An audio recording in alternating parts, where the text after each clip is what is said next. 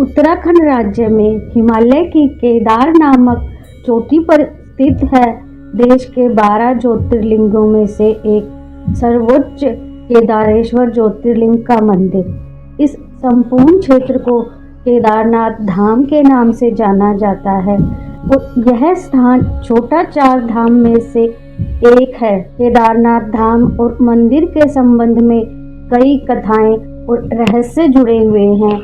नमस्कार दोस्तों, मधुर सरस चैनल पर आपका स्वागत है। अगर आप भी केदारनाथ धाम और उससे जुड़े रहस्यों को जानना चाहते हैं तो वीडियो में अंत तक बने रहें। वीडियो को शेयर करें, चैनल को सब्सक्राइब करें। शिवलिंग की उत्पत्ति का रहस्य।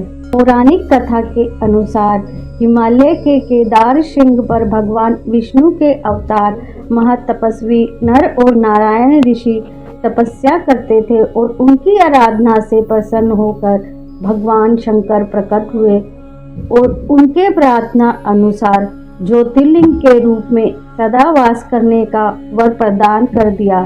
यह स्थल केदारनाथ पर्वतराज हिमालय के केदार नामक श्रृंग पर अवस्थित है। केदार घाटी में 2 पहाड़ हैं, नर और नारायण पर्वत। विष्णु के 24 अवतारों में से एक नर और नारायण की यह तपोभूमि है और दूसरी ओर बद्रीनाथ धाम है जहां भगवान विष्णु विश्राम करते हैं। ऐसा माना जाता है कि सतयुग में बद्रीनाथ धाम की स्थापना नारायण ने की थी। पांडव कथा। केदारनाथ धाम में भगवान शिवलिंग की पूजा विग्रह रूप में की जाती है जो बैल की पीठ जैसे त्रिकोणाकार रूप में है और शिवलिंग का यह रहस्य पांडवों से जुड़ा हुआ है। महाभारत युद्ध के बाद जब पांडव अपने पापों के प्रायश्चित के लिए भगवान शिव के दर्शन करना चाहते थे और भगवान शिव पांडवों को दर्शन नहीं देना चाहते थे, इसलिए वे अंतर्ध्यान होकर केदार आ पहुँचे। पांडव भी उनका पीछा करते करते केदार आ पहुँचे। उनसे छिपने के लिए भगवान शिव बैल बन गए और अन्य जानवरों के बीच छिप गए। भीम ने इस बात को भांप लिया और अपने विशालकाय रूप में आ गए। दोनों पहाड़ों पर अपने दोनों पैर रख लिए। अन्य जानवर भीम के पैरों के बीच से निकल गए, लेकिन बैल के रूप में भगवान शिव पैर के नीचे से नहीं गए। भीम को समझ आ गया और उन्होंने बैल की पीठ का त्रिकोण भाग पकड़ लिया। पांडवों की शक्ति और दृढ़ संकल्प से भगवान शिव का मन बदल गया और उन्होंने दर्शन देकर पांडवों को पाप से मुक्त किया और उसी समय से यहाँ शिवलिंग बैल की पीठ की आकृति के रूप में पूजा जाता है। केदारनाथ धाम और पशुपतिनाथ मिलकर पूर्ण शिवलिंग बनता है। केदारनाथ मंदिर उत्तराखंड के रुद्रप्रयाग जिले में स्थित है। इसे अर्ध ज्योतिर्लिंग कहते हैं। नेपाल के पशुपतिनाथ मंदिर को मिलाकर यह पूर्ण होता है। यहाँ स्थित स्वयंभू शिवलिंग अति प्राचीन है।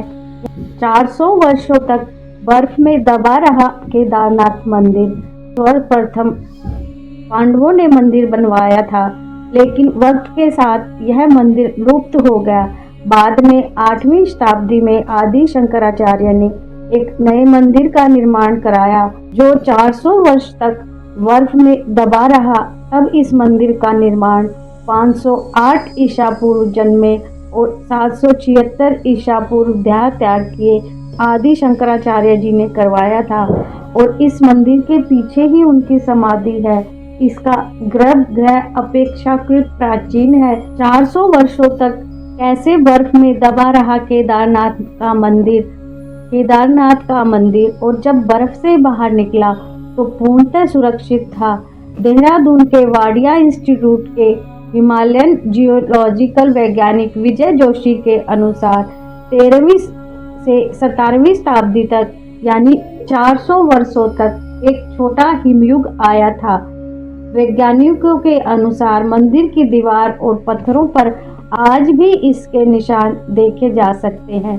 दरअसल केदारनाथ का यह इलाका चोराबाड़ी ग्लेशियर का एक हिस्सा है और वैज्ञानिकों का कहना है कि ग्लेशियरों के लगातार पिघलते रहने और चट्टानों के खिसकते रहने से आगे भी इस तरह का जल प्रलय या अन्य प्राकृतिक आपदाएं जारी रहेंगी। निरंतर बदलती रहती है यहाँ की प्रकृति। केदारनाथ धाम में एक तरफ 22,000 फुट ऊंचा केदार, दूसरी तरफ 21,600 फुट ऊंचा खर्च कुंड और तीसरी तरफ 22,700 फुट ऊंचा भरत कुंड का पहाड़।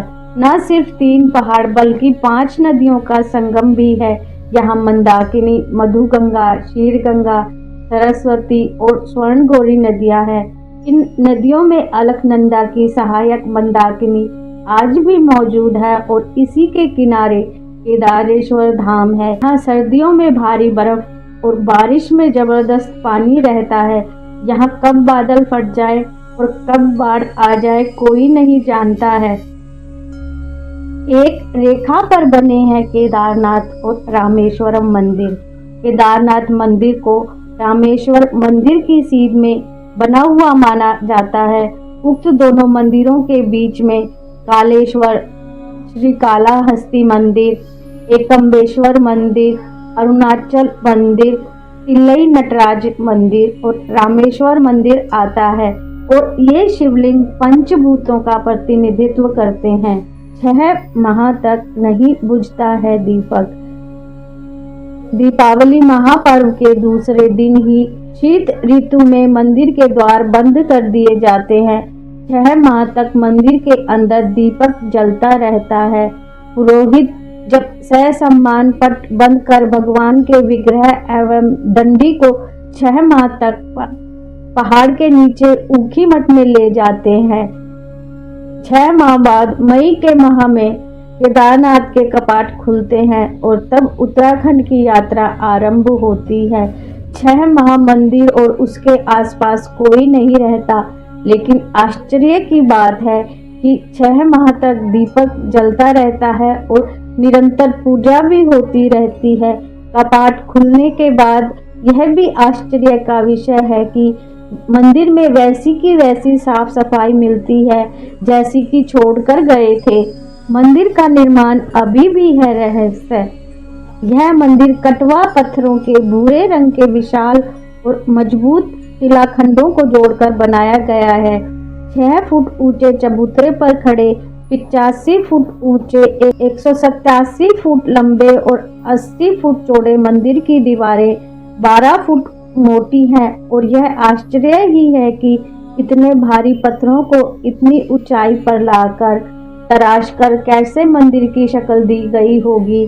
खासकर यह विशालकाय छत कैसे खंभों पर रखी गई। पत्थरों को एक दूसरे से जोड़ने के लिए इंटरलॉकिंग तकनीक का इस्तेमाल किया गया है। तूफान और बाढ़ में भी रहता है सुरक्षित।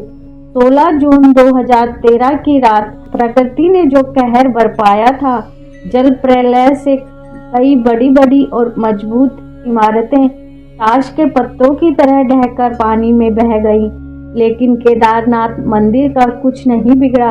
आश्चर्य तो तब हुआ जब पीछे पहाड़ी से पानी के बहाव में लुढ़कती हुई विशालकाय चट्टान आई और अचानक वह मंदिर के पीछे ही रुक गई और उस चट्टान के रुकने से बाढ़ का जल 2 भागों में विभक्त हो गया और मंदिर कहीं ज्यादा सुरक्षित हो गया।